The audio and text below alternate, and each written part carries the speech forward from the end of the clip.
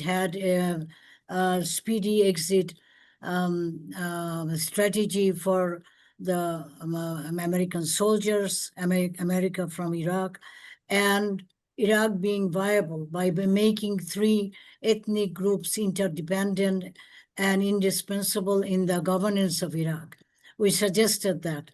And the senators and congressmen were very interested. In fact, Biden at that time, I caught him in a camp. He was campaigning for a for presidential position, and Dubuque, Iowa. I caught him and talked to him.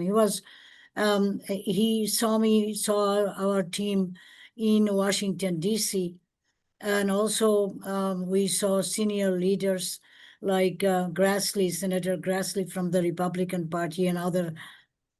But what happened is that I see, and what I sense, and I still sense today the same thing, some kind of inhibition, or maybe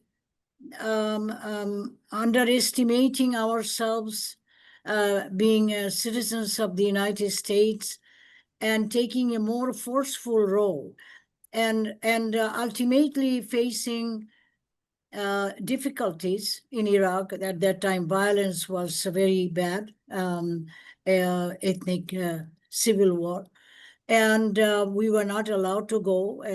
But what I suggested is that we give we publish our position in the leading newspapers and Sister, create a national presence. But I think that our group did not go with that. But somehow I feel a little bit frustrated. But I think that even that would create some kind of positive flow for the Muslim community. I don't know why we are talking about Iraq now, but at that time I was writing in the New York Times, I was writing in the Washington Post. I was the president of the Association of Muslim Social Scientists. I worked very closely with Dr. Jamal Bazinji.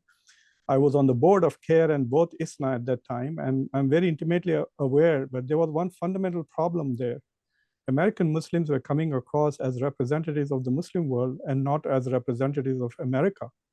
So even in that group that you said, the American government leadership were meeting with that group as if that group was speaking on behalf of Iraq and Al-Qaeda and not on behalf of America.